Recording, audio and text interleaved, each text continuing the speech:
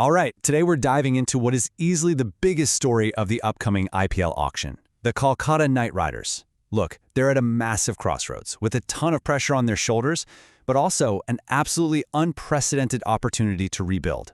So you gotta ask, right? How did they end up here? And what's the game plan?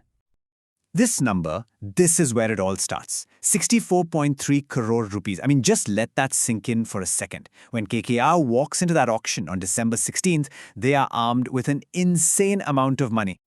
And just so we're clear, this is the largest purse ever in the history of the IPL. But how in the world did they get that much cash? Well, this wasn't some lucky break.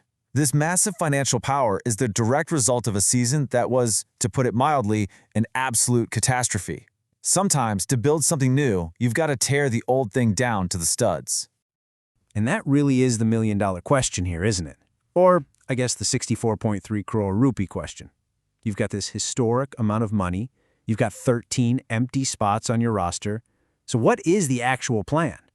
Because look, having the cash is one thing. Knowing how to spend it wisely, that's a whole different ballgame. And believe me, the pressure is on. Okay, so before we can really get into the blueprint for the future, we have to understand the past. We've got to perform a little autopsy on what went so horribly wrong in 2025 to make all this necessary in the first place. And this timeline, wow, it shows you just how fast a champion can fall. I mean, think about it. May 2024, they are on top of the world, lifting that IPL trophy. You fast forward just 1 year, after some, let's call them critical errors at the mega auction, and the team is completely broken. Just 5 wins, from champions to also-rans in 12 short months. Unbelievable.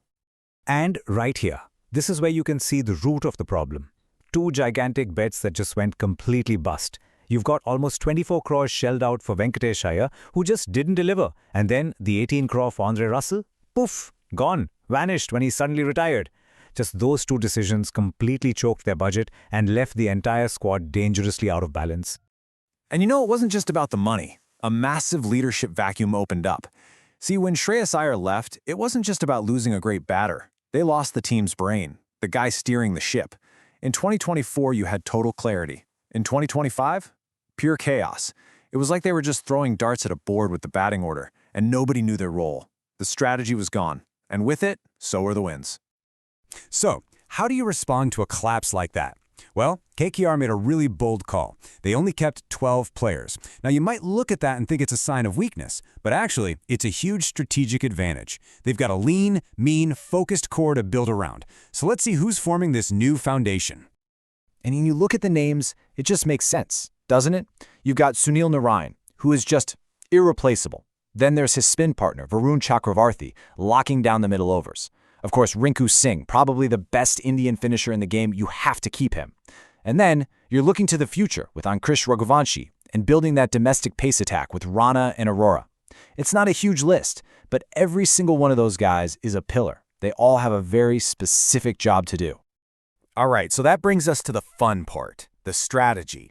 With this small, solid core and a boatload of cash, KKR has a 5-point plan for this auction. You can think of these as their 5 commandments, their absolute non-negotiables.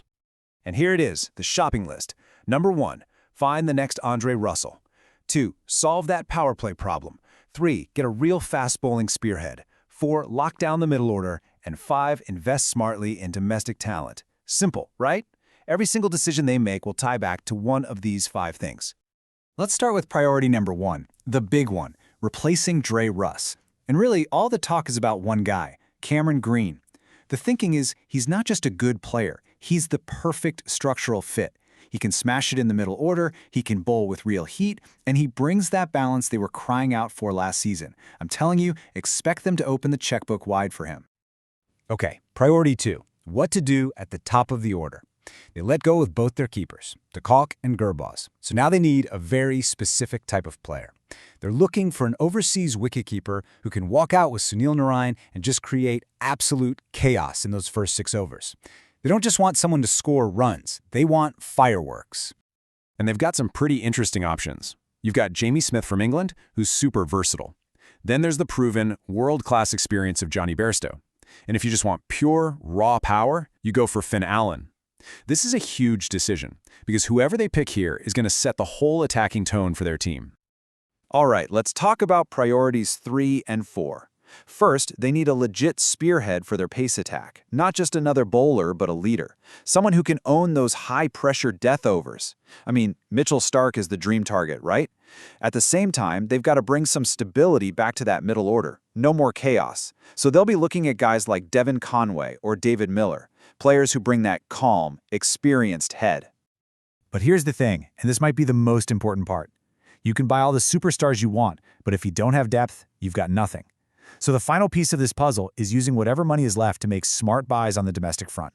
This is the secret sauce. This is what stops you from becoming that top-heavy, fragile team that they were last year. So it all comes down to this. December 16th, Auction Day.